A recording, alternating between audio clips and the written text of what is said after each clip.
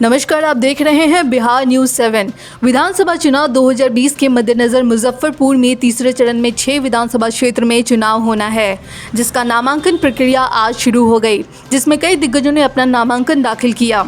जहां एक और कांटी विधानसभा के लिए जदयू प्रत्याशी मोहम्मद जमाल ने पर्चा दाखिल दिया, वहीं कांटी से निर्दलीय प्रत्याशी के रूप में अजीत कुमार ने अपना पर्चा दाखिल किया। साथ ही कई अन्य प्रत्याशी ने अलग अलग विधानसभा क्षेत्र से अपना नामांकन किया।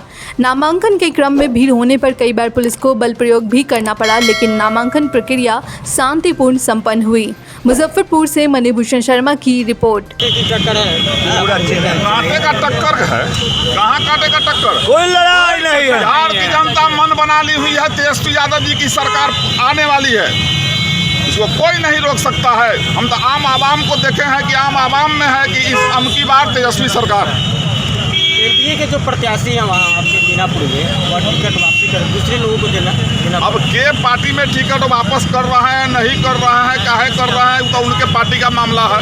मैं इतना जानता हूं कि मीनापुर विधानसभा से मीनापुर की जनता के आशीर्वाद से मैं अपार वोट से जीतकर पुनः आऊँगा। चलिए, कांटी के जनता का उम्मीदवार हूँ और उसी हैसियत से निर्दलीय चुनाव लड़ने जा रहा हूँ। क्या मुद्दा होगा इस बार के चुनाव का कांटी के इलाके मुद्दा? अरे तो वहाँ तो बेरोजगारी दूर करना है ना, मेरा ड्यूटी है। और सभी जो भी किसान मजदूर हैं उनके खेत का हरियाली और खुशहाली उनके चेहरा पर आवे, ये मेरा काम है।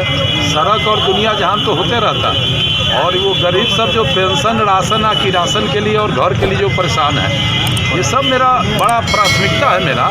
और गरीब अमीर सबको सम्मान, यही अजीत कुमार का है अरमान। और भी कई दिग्गज प्रत्याशी दिखाई दे रहे हैं। सब फेल हो जाएगा। अजीत कुमार और जनता के सामने सब फेल है, सब फेल है। चुनाव जीतने का लड़ाई नहीं है, बड़ा मार्जिन का लड़ाई चल रहा है। सब फेल है, सब फेल है। और सब